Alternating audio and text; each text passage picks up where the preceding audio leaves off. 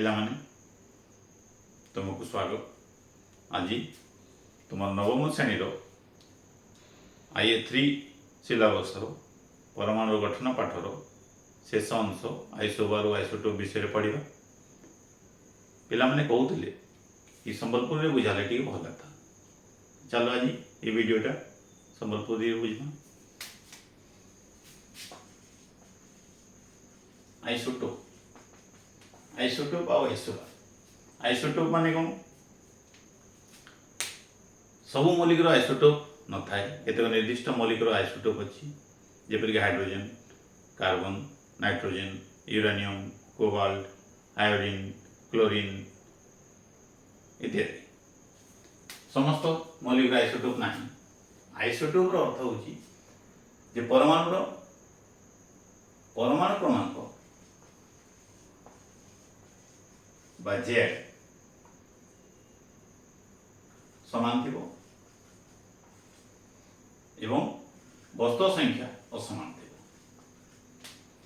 तो आरंभ तुम बुझीगले निज भाषा तार संज्ञा दे पारिबो।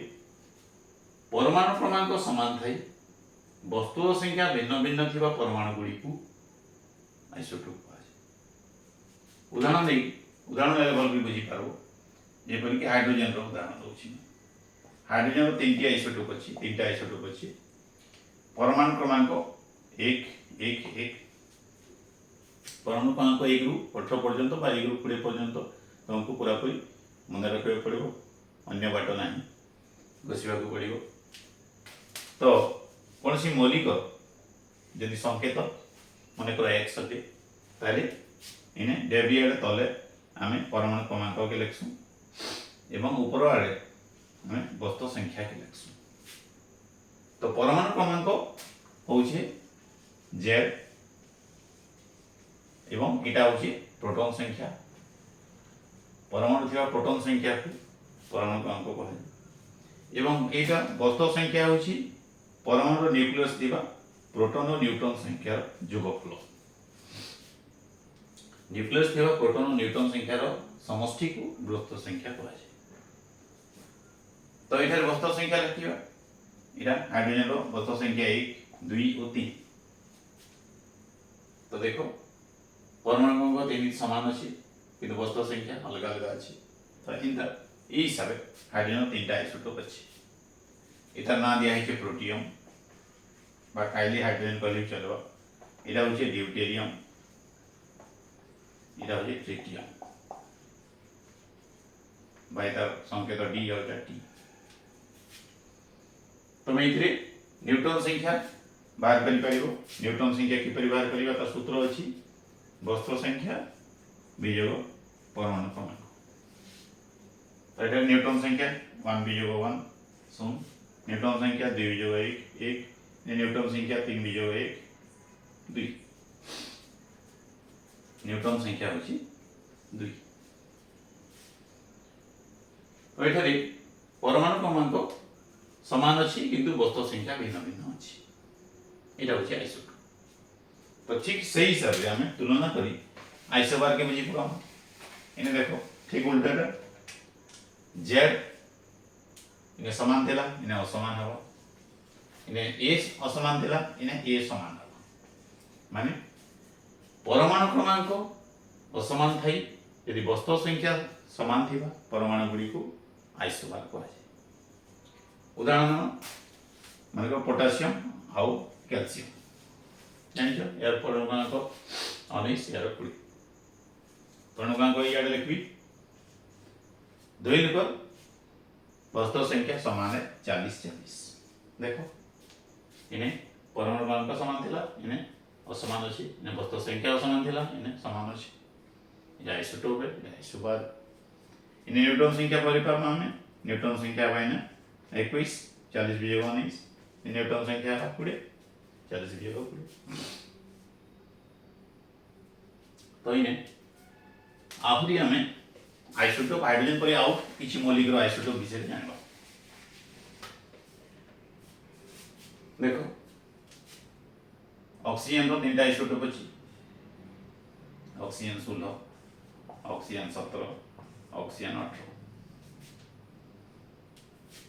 এটা উপরে লিখিବା କଥା ଅକ୍ସିଜେନ୍ 16 ଅକ୍ସିଜେନ୍ 17 ଅକ୍ସିଜେନ୍ 18 ଅକ୍ସିଜେନ୍ର ବା ଅମ୍ଳଜାନର ପରମାଣୁ କିଏ କହିପାରିବ 8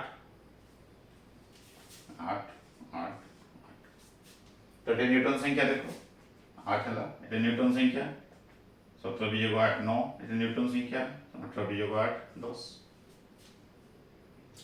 से परी क्लोरीन रो देखिबा क्लोरीन रो दुईटी आइसोटोप अछि क्लोरीन 35 और क्लोरीन 37 तुम जानि छ आगु पढि छ क्लोरीन रो पानी को वस्तुत्व 35.5 यू एटा केमती बा केनता बराई छी प्रकृति रे क्लोरीन 35 बेसी परिमाण में मिले एवं क्लोरीन 37 कम परिमाण में मिले उभय मिलुथुबा परिमाण होचे 3:1 बा जेति क्लोरीन मिले सेते 75% बा 75% क्लोरीन 35 थाए एवं क्लोरीन 25% क्लोरीन 37 थाए तो से हिसाब से हमें यार 75% या 25% नहीं की हमें एवरेज नहीं की दा 35.5 पानी को वस्तु निर्णय करा जाइछि तो एठारे न्यूटन संख्या देखो क्लोरीन रो परमाणु को की कहि परिबो 17 बा 17 एटा न्यूटन संख्या 35 वियोग 17 18 एटा न्यूटन संख्या 37 वियोग 17 20 ठीक है परी यूरेनियम रा आइसोटोप अछि जार व्यवहार होछि न्यूक्लियर रिएक्टर रे जालनी से व्यवहार होय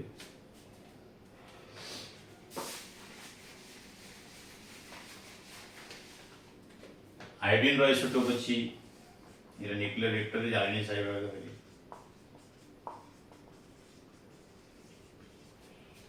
तापर आयोडीन रो आइसोटोप अछि आयोडीन ता हमरो गलगंड बा गलगंड रोगर चिकित्सा रे व्यवहार होय बा थायराइड ग्रंथि रो चिकित्सा रे व्यवहार होय